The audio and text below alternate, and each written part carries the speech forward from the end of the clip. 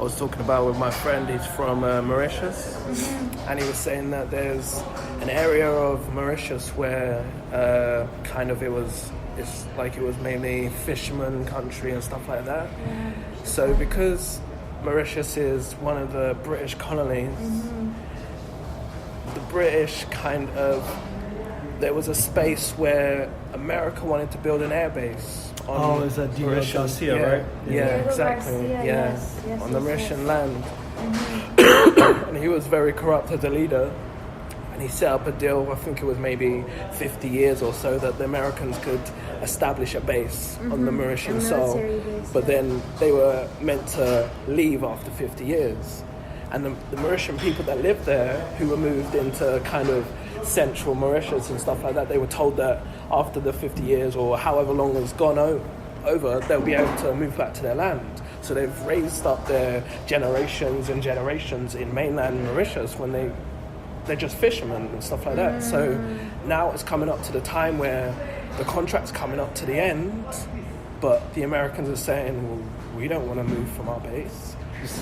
And kind of, I think the British have kind of got a few planes staying there as well. So it's kind of like the Mauritius people that used to live there are being told that because there used to be a British colony, they'll be given British passports and they can go over to the UK. But how does that help them when they were they're from Mauritius? They don't want to go to the UK. They want to live and die where they were born, you know?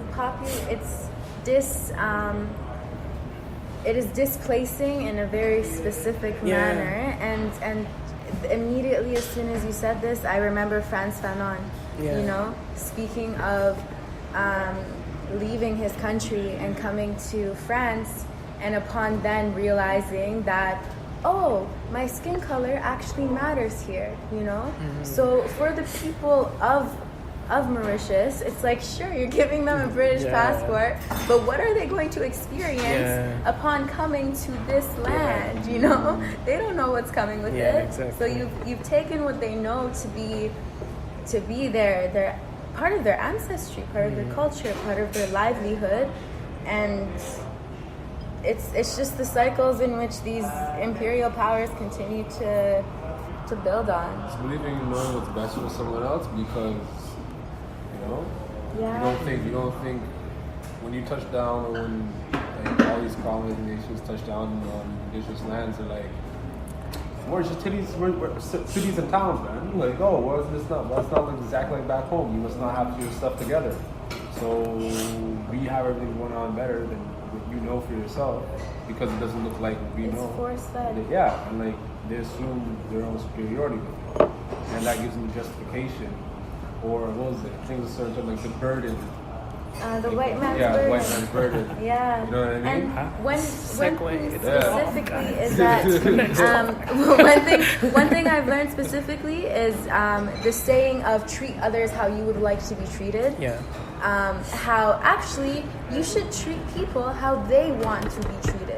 You should ask people and inquire about how they want to be treated, because the way and that's what equity really is, you know. That's why equality and equity are different and very and are counterparts in a lot of ways, because equity is actually asking someone based on your needs, based on your nuances that have made you who you are. How do you want me to interact with you? And unfortunately, that doesn't exist much in the world. Yeah, it doesn't. On a complete side note, I went to Mauritius for one day. Long story, but yeah. I was staying in La Réunion, which is an island near to Mauritius. So it's always my dream to visit Mauritius. So I flew over a 20-minute flight, and very, very beautiful place. Yes. La Réunion is a very beautiful place as well. So if you get the chance, you should go. So I want these images to load up because that's the whole point of it. But there was some sort of, I guess, racist posts that have been put outside of certain people's houses in white neighborhoods in Cambridgeshire. Sorry. I'm from whose house? White people's houses. And then they're in Cambridgeshire. And they're what? Offensive. Offensive. Yeah. Crazy. I'm like, I don't know. That sounds like. So no, it's just that. It's just there's been signs like mass immigration is white genocide. Diversity means no white countries, also, like cities. It's pro-white. Well, Pro-white messages. Is that pro or? Yeah, well, like, mass immigration is white genocide. That's pro-white. Isn't it? That's pro-white. Yeah, that sounds very like, alt-right. Okay. Alt-right, all-white. Yeah, so then it's the other way. And then it's had like diversity means no white countries, cities, neighborhoods, or people. It's all gonna be beige at the end of the day, buddy. Just be ready for that. There's a fantastic book which I always recommend people read called The Righteous Mind by Jonathan Haidt, H-A-I-D-T. I hope I pronounced his name correctly. And he constructs a moral typology looking at different anchors in a moral matrix that are used to understand how different people, different communities, different societies view the world. And he talks about weird nations, so Western, educated, industrialized, rich, developed. I mean, it's an acronym, and we can explore in greater detail what it means to be educated, rich, etc. But just for the time being, use that as a shorthand. And how these nations tend to have a 2 or 3 point moral matrix that focuses on care and fairness, liberty, things of this nature. But then many societies throughout the world, historically speaking, have a 6 point moral matrix that features those 3 anchors, but also moral points of authority, sanctity, and loyalty. And what happens is that group identity binds and blinds. So people are drawn together over certain ideas, morals, cultural commonalities, ethics, etc. But what happens is they develop a blind spot in which it's very hard for them to perceive the worldview of the other as something legit and grounded in something that's logical. So they just see it as something completely inherently morally wrong. As the burden. Yeah. So both liberals and conservatives are guilty of this blind spot. And it means that there can be an absence of empathy and understanding for the other who gets othered. And then when you start to other, you can start to easily dehumanize other people. That book for me was something that was just the magnitude of it for me in terms of helping to understand where people might become from whose worldviews I completely disagree with. I might think are morally wrong, repugnant, reprehensible. I'm like, wow, they're actually, for these individuals, there is a logic to what they're doing. For them, this issue is grounded in their own personal ethics, even though to someone on the other side of the political spectrum, it might seem completely unethical. And I think in the West, in post-modernity, in the era we're in now, I think a lot of the clashes occur around the sanctity marker, shall we say, and a lot of that comes down to basically sexual politics. I'm not to go into too much depth now, but people will just often look at the other side. The moral reprobates. How could they believe this? And that same side is looking at the other side in the same way. So I always recommend this book. I'm not sure how that links back to that. It does. It does. I think something that might, something that might say, how can people believe this way? How can they think this way? Isn't it so obvious that this idea, this notion is ridiculous? It's morally wrong. It's out of touch. Then it's like, well, yeah, there are explanations or reasons that people believe what they believe, however wrong it is, and maybe the way to get to people is to try and listen first and foremost, and then try and show the better path, shall we say.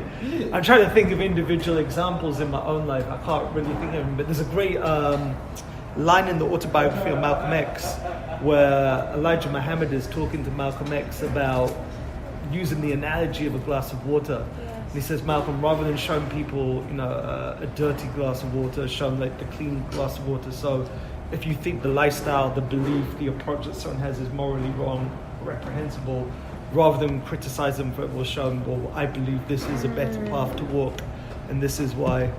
And there's another maxim that people say that, when you point your finger at people, you have 3 fingers pointed back. But it's so easy to. But that's the thing. It's like how are folks speaking on genocide when Britain's whole the British Empire was created from genocide? That's what it is. So how dare you? How dare you ever talk of immigration like that when you first of all created those instances, the reasons for you brought us here. Precisely. There's no right. So We it's were like happy. it's purely a matter of racism. I would say it's purely a matter of white supremacy. I would say, which obviously, like Brother Tommy said, comes from a very specific othering method and very specific ideology, but it's globally harmful. I come from the background I had myself as a Christian before I converted and everything. We had that sense. It was a mixture, I believe, that we were able to, and then my mom would teach me and all that stuff, that I would be able to be a part of this group and still look down on not just groups, and not just the people within our own group, and then have pity for them. So I believe it's like a mixture of pity to be a savior, to better myself, so I'm good enough for something else. You know what I mean? It's almost like It's double-edged sword. It's satisfying the guilt. It's satisfying the guilt, but never bringing justice. It's about handing out enough food stamps almost, or band-aids or whatever, doing hey, I've done it, short-term solution. Yeah, it's that guilt. And I believe it's the guilt because honestly, I believe that if shit was flipped, if we're ever in a position in the future, and I think that's what the big fear is right now, that if that this white genocide is gonna happen. Buddy, that's because you did that first. And you're scared that if we have the numbers game, that we'll do that to you. Yeah. I can't say no. That's exactly what I mean. And that's because but we have to, and that's where people are so scared of that violence aspect, that militant aspect, and they try so hard to remind us of the non-violent liberal voices throughout time, Martin Luther King, whatever, any sort of pro capitalist guys, let's be cool about this, as we try to incrementally change the world sort of thing, instead of we're getting this, we're ending this, we're getting our justice, and we're moving on, right? And but in that, it just prolongs the problem, talking about things and having the community to talk about the meetings, about diversifying, to set up another meeting to talk about how we're not going to do this in a little bit, pushing. It's that constant of giving themselves time. That's what it is. They're giving themselves more and more time by talking about it, and then they're going to pat themselves on the back about talking about it. And say we've solved it because we're talking about it. It ain't about talking about it now. Talking, chat shit, get elected. But buddy, if you're not going to do action, politics. That is. Yeah, that's what it is. Politics is everything. Politics is the religion of the non-believer. You know what I mean? And it's how they set up their moral life and how they move. Why I believe that this person's allowed to be married in such and such a way and this person's not. Politics is in everything. You can't run away from it. You can't escape from it. You shouldn't.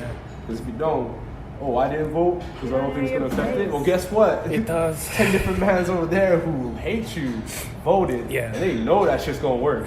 You know what I mean? But at the end of the day, beat. So then you got to beat your drum, do something about it.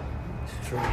I mean, there's one more story, but I was just going to go on to talking to you guys about your creative art. So, Tommy, I'll start with you and your book. My baby. Beautiful So, creation. Medusa wore a weave. Yeah. Or In the Absence of Magic. Where does the title come from? So I'm going to link this back to our earlier discussion about astrophysics. Okay. And as I was saying then, for me, at the stage of life I'm in, my magic exists in astrophysics.